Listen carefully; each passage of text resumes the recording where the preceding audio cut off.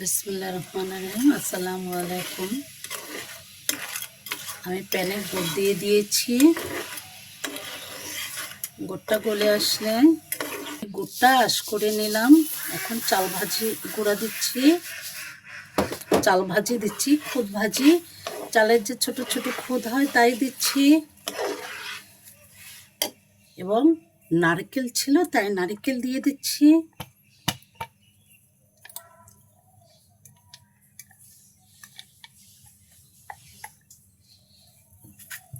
বাদাম দিয়ে দিচ্ছি, নেড়ে নেব।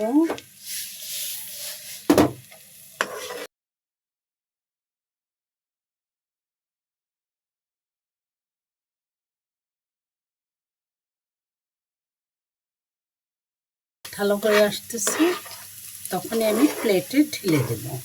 ওগুলো চিড়া দিয়েও করা যায় এভাবে। আমি খুদ ভাজি দিয়ে করলাম। সেদিনকার সাহেব খুদ নিয়ে আসছে ইয়া খাওয়ার জন্য। ওই যে ওটাকে কি বলে, আমাদের দেশে বলে বরিশালে লাতা ভাজি বলে, খুদের ভাতের জন্য।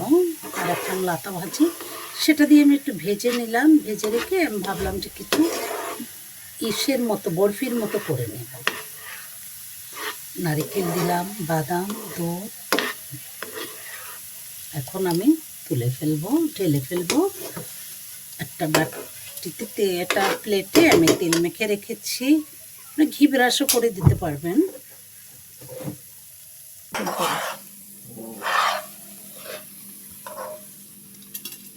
আমি প্লেটে তেল মেখে রেখেছিলাম, আপনারা ঘিও মেখে দিতে পারবেন, কিন্তু আমি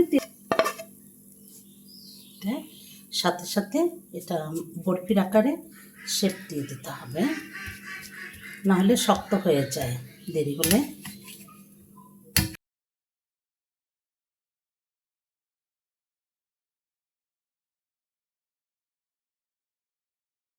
দিচ্ছি,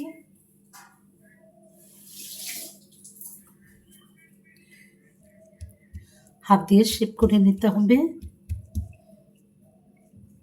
গরম গরম করতে হবে এই কাজটা।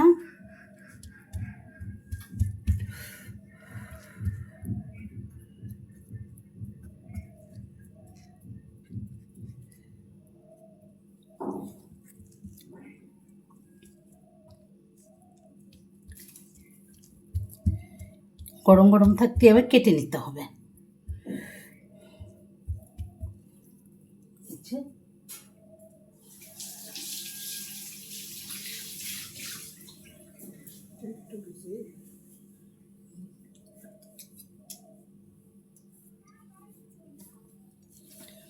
গরম গরমই কেটে নিচ্ছি, কেটে রাখছি।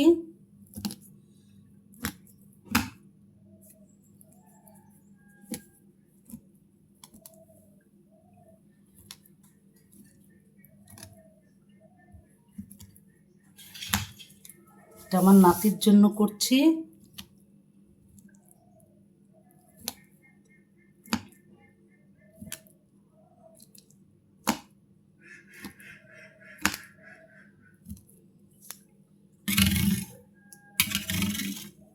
হয়ে গেল, যখন ঠান্ডা হয়ে যাবে তখন তুলে পরিবেশন করব আর তুলে খেয়ে নেব।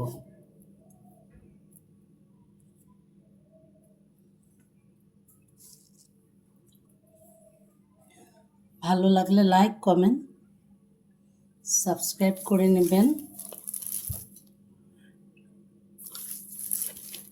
দোয়া করবেন। আসসালামু আলাইকুম।